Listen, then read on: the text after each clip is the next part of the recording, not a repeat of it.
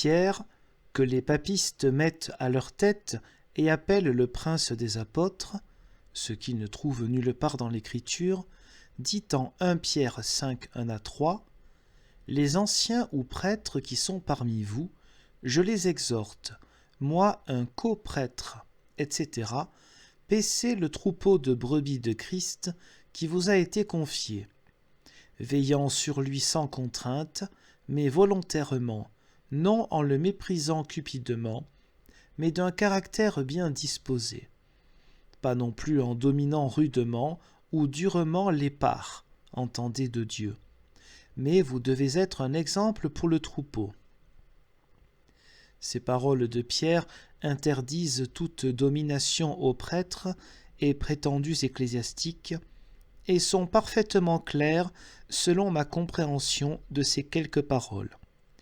Prêtre signifie quelqu'un de plus ancien ou plus honnête ou plus sérieux.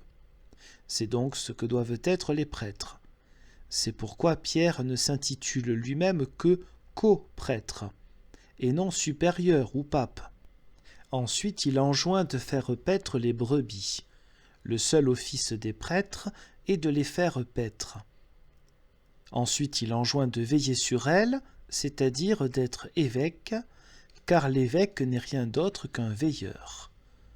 Ensuite, les prêtres ne doivent pas exercer leur ministère par la force, mais fraternellement, et ne s'assujettir personne, mais se comporter si paternellement que tous les humains leur obéissent volontairement. Ensuite, ils ne doivent pas regarder au profit, mais se préoccuper de l'enseignement de Dieu avec un moral bien disposé, c'est-à-dire par amour de Dieu et de l'homme. Ensuite, qu'envers les parties qui leur sont confiées, c'est-à-dire les églises et communautés de Dieu, ils ne doivent pas les dominer comme de durs seigneurs, mais savoir qu'ils ne sont rien d'autre qu'un exemple auquel doivent se conformer ceux qui leur sont confiés. Ici, toi qui es un simple chrétien, mets ces paroles de Pierre sous les yeux des papistes et dis-leur : vous dites que votre prestance tient son fondement de Pierre et que Pierre aurait été le supérieur à Rome, que votre pape serait donc le supérieur. Mais ce n'est pas conforme à la vérité. Je veux pourtant vous faire grâce de cela. Pourquoi ne donnez-vous pas suite à la parole de Pierre quand il interdit si clairement toute votre magnificence, encore que cette parole ne soit pas de Pierre, mais de Dieu, de l'Esprit Saint?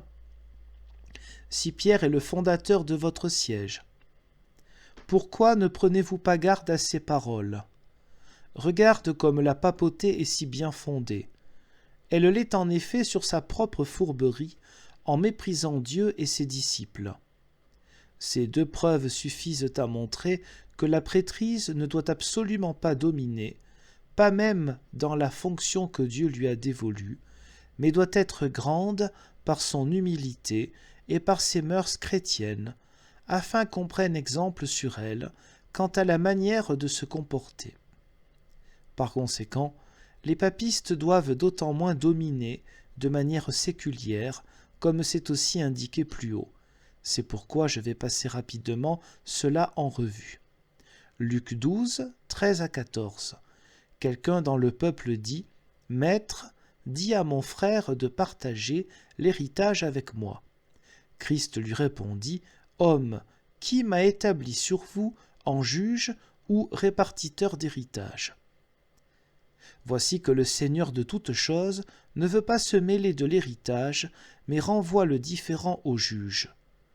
Or, ceux qui se vantent de siéger à la place de Dieu s'arrogent tout jugement et droit, veulent être au-dessus de tout droit et ne respectent pourtant pas leur propre droit.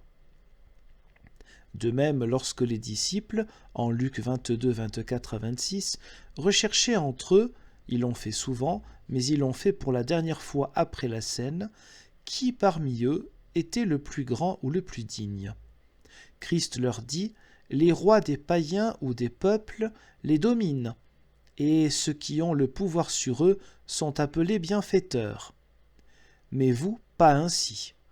Le plus grand ou le supérieur parmi vous doit devenir comme le plus jeune, et le chef comme le serviteur. Oh, que devraient donner tous les papistes pour que les 4 petits mots « mais vous, pas ainsi » voient avec quelle brièveté Dieu leur a interdit de dominer, mais comme indiqué premièrement, leur a enjoint de devenir, avec humilité et don de soi, grands au service des croyants. Toute leur magnificence et tout leur pouvoir doivent se briser sur ces petits mots. Qu'ils glosent comme ils veulent, ils ne peuvent pas leur donner un autre sens. La parole de Dieu tient bon, le ciel et la terre passeront avant que ne disparaisse une gouttelette de ces paroles. Référence à Matthieu 24, 35. En Matthieu 24, 49, il a aussi sévèrement interdit à ceux à qui les biens sont confiés de battre leurs co-serviteurs, comme cela est aussi indiqué plus haut. C'est aussi pourquoi il a envoyé les disciples prêcher sans sac, bourse ni bâton, pour qu'ils ne doivent et ne puissent rien amasser ou mettre en sac, ni battre et dominer rudement personne. Luc 9, 1-6 et 10, 1-12. Sur ce fondement de l'Écriture, on ne doit pas permettre que les ecclésiastiques aient quelque suzeraineté qui soit opposée au pouvoir séculier ou détachée du gouvernement ordinaire, car cela entraîne la discorde. Mais s'ils veulent malgré tout exercer le pouvoir séculier, qu'ils abandonnent la fonction de messagers et prêtres de Dieu, car on les considère comme des supérieurs ou des tyrans ou des bienfaiteurs selon la manière dont ils gouvernent. Mais les 2 fonctions ne peuvent pas subsister simultanément. Ne serait-il pas préférable de débarrasser de leurs frocs, couvents et évêchés, les abbés ou les évêques qui veulent régner et de les laisser dominer, et d'utiliser correctement les biens temporels dont ils mésusent, et de remplacer des évêques par des veilleurs, non par des loups, et de ne plus désigner d'abbés plutôt que de les laisser folâtrer au scandale de tout le monde. Bien qu'à cet égard, on doive et puisse user d'une mesure inoffensive et chrétienne, nous voyons par la claire parole de Dieu que leur situation, bien qu'ils ne veuillent pas le reconnaître, s'oppose réellement à Dieu, à cause des frocs, de la ségrégation, de l'abus des richesses et du pouvoir.